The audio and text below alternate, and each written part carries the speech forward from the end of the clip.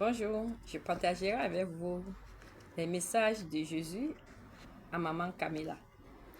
Aujourd'hui, on commence par ce thème, aimer la divine parole. Oui, ma fille, ta rapidité et ton désir d'écouter ma parole me consolent. Ma parole est lumière divine, elle est force, elle est grâce. Moi-même, je suis la parole éternelle du Père. Qui m'écoute ne périra jamais. Ma parole est douce et suave. Elle pénètre dans l'intime du cœur. Elle instruit et apaise. Elle élève et embellit. Elle dissipe les erreurs et les obscurités. Elle apporte le réconfort et la douceur. Bienheureux sont ceux qui t'y profitent de la parole divine et la mettent en pratique. Parfois, elle se communique directement, elle pénètre dans le cœur comme une flèche lumineuse. Parfois, elle se communique par l'intermédiaire de mes ministres, à qui j'ai confié la charge de la reprendre. Mais c'est toujours moi qui parle, même si je me revêts de la nature du prêtre.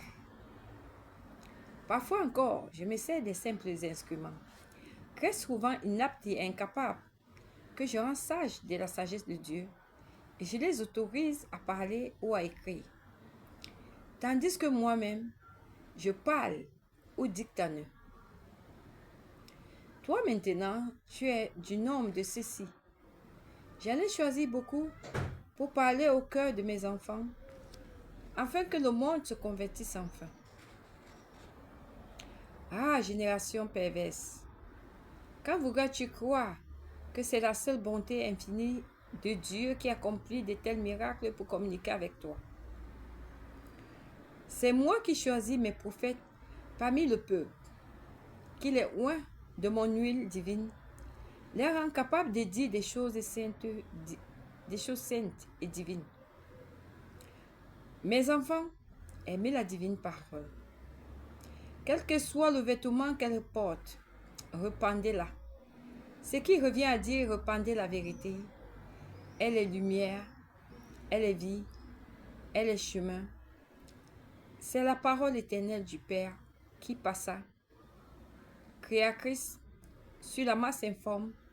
C'est la parole éternelle du Fils qui détruisit l'erreur et apporta la vie.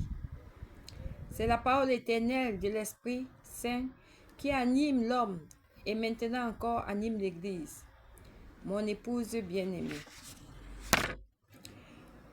Oh, parole bénie, descend dans le cœur des hommes comme une douce rosée, bouleverse et supprime les laideurs qui aveuglent l'œil humain.